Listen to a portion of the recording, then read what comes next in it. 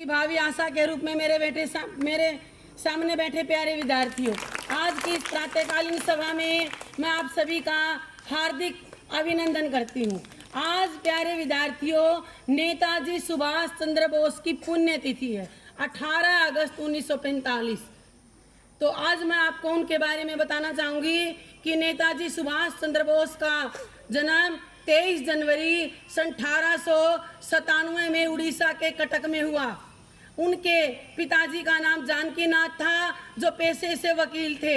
उनको राय बहादुर की उपाधि मिली हुई थी। उस समय अंग्रेजों का शासन था, उन्होंने उनसे वो निराश होकर के वो उपाधि वापस लौटा देते हैं। उनकी माता का नाम प्रभावती था, जो बड़ी धार्मिक विचारों की महिला थी। प्यारे विद्यार्थियों, वो प्रभावती की 14 संतान थी। कितनी संतान थी? और हमारे नेताजी सुभाष चंद्र बोस 9वीं संतान थे। उनका परिवार बड़ा ही अमीर था। प्यारे विद्यार्थियों, उनके घर में उस समय सन 1897 में कार थी, जबकि उस दौर में गांव में किसी के पास एक साइकिल भी आ जाती थी तो लोग उसको देखने के लिए जाते थे कि साइकिल होती कैसे है। ये उस समय की बात है। यानी ये एक अमीर घराने से संबंध रखते थे। इनका परिवार बड़ा ही समृद्ध था। इन्होंने कलकत्ता विश्वविद्यालय से सन 1919 में दर्शन शास्त्र में स्नातक की डिग्री हासिल की। इनके पिताजी चाहते थे कि मेरा पुत्र ICS की परीक्षा पास करे।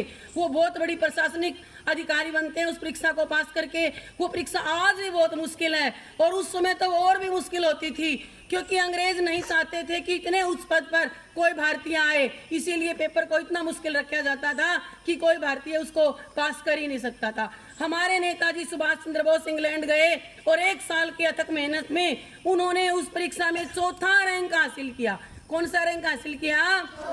चौथा रैंक। और 2 साल उन्होंने वो नौकरी की और उसके बाद वो इंग्लैंड आ जाते हैं। प्यारे विद्यार्थियों, सन 1938 में उन्हें कांग्रेस के मुख्य अध्यक्ष चुन लिया जाता है, लेकिन हमारे नेताजी नहीं चाहते थे कि नेताजी सुभाष चंद्र बोस को अध्यक्ष चुना जाए। दोनों महात्मा गांधी जी और नेताजी सुभाष चंद्र बोस दोनों ही देश को आजाद करवाना चाहते थे।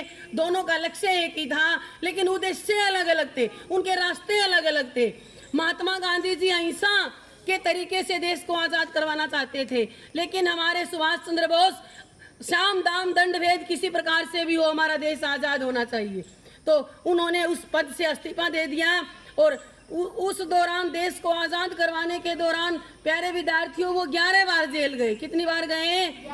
और उस समय जो जेल होती थी बेटा, मांडले जेल में थे। वो जेल कैसी थी? वहाँ मच्छर, मक्खी, कॉकरोच, गंदगी, सीलन इतनी होती थी और खाना इतना गंदा मिलता था कि एक स्वस्थ व्यक्ति भी वहाँ बीमार हो जाता था। और ये अंग्रेजों की सोची समझी साजिश के तहत वो जेल बनाई गई थी, ताकि व्यक्ति इसके अंदर आ जाएगा वो बीमार होकर अपने आप ही मृत्यु को प्राप्त हो जाएगा। हमारे नेताजी सुभाष चंद्र बोस के साथ भी ऐसा ही हुआ। उन्हें प्यारे विद्यार्थियों टीबी रोग से वो ग्रस्त हो जाते हैं और अंग्रेजों ने सोचा कि अगर ये जेल के अंदर ही इसकी मृत्यु हो जाती है तो पूरा देश भड़क उठेगा। इसीलिए वो सुभाष चंद्र बोस जी को छोड़ देते हैं। और सुभाष चंद्र बोस जब वो घर पर थे, इलाज करवा रहे थे, तो उनके घर पर कड़ा पहरा था अंग्रेजों का कि ये बंदा बाहर नहीं निकल जाए।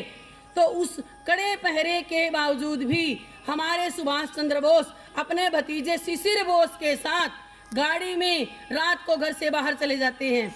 किसी को कानो कान खबर नहीं होती।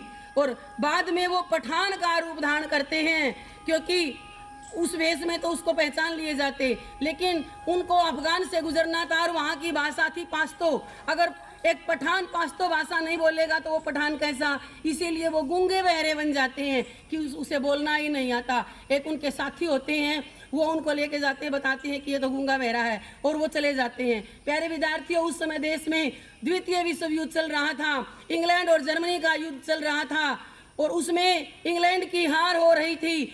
हमारे सुभाष चंद्र बोस जी जापान के प्रधानमंत्री हिटलर से मिलते हैं और वो कहते हैं कि मैं आपके दुश्मन का दुश्मन हूँ, इसीलिए आप मेरे मित्र हुए। मैं अपने देश को आज़ाद करवाने के लिए आपसे मदद मांगता हूँ। तो प्यारे विद्यार्थियों, उन्होंने अपने देश से बाहर रहकर भी देश को आज़ाद करवाने की भरसक कोशिश की। सन 1941 को बर्लिन के रेडियो स्टेशन से वो अपने देश को संबोधित करते हैं, महात्मा गांधी जी को से बात करते हैं। और प्यारे विद्यार्थियों, राष्ट्रपिता की उपाधि महात्मा गांधी जी को हमारे नेताजी सुभाष चंद्र बोस ने दी थी, लेकिन सुभाष चंद्र बोस का जो रास्ता था वो ये था कि देश आज़ाद होना चाहिए कैसे भी, और हमारे महात्मा गांधी जी अहिंसा के पुजारी थे, वो अहिंसा के रास्ते से देश को आज़ाद करवाना चाहते थे। तो इसीलिए हमारे महात्मा गांधी जी नेताजी की विचारधारा को पसंद नहीं करते थे, लेकिन उसके बाद भी सुभाष चंद्र बोस जी का उनकी तरफ से किसी प्रकार का भी मन मैला नहीं था। तो प्यारे विद्यार्थियों, उन्होंने जय हिंद का नारा दिया। उन्होंने प्यारे विद्यार्थियों कहा कि तुम मुझे खून दो, मैं तुम्हें आज़ादी दूंगा।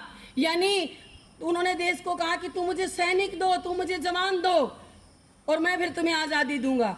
ये उन्होंने नारे भी दिए। और प्यारे विद्यार्थियों, एक विमान दुर्घटना में 18 अगस्त सन 1945 को जब वो टोक्यो से, जापान की राजधानी टोक्यो से आ रहे थे, तो एक विमान दुर्घटना होती है, और वो दिन आज का दिन था 18 अगस्त का, और सन 1945 था। एक रहस्यमयी परिस्थितियों में उनकी मौत हो जाती है, और उनकी मौत आज भी पूरे देश के लिए, पूरी दुनिया के लिए रहस्य बनी हुई है। तो आज हम उनकी पुण्यतिथि को उनको सत सत नमन करते हैं, नमन करते हैं। धन्यवाद।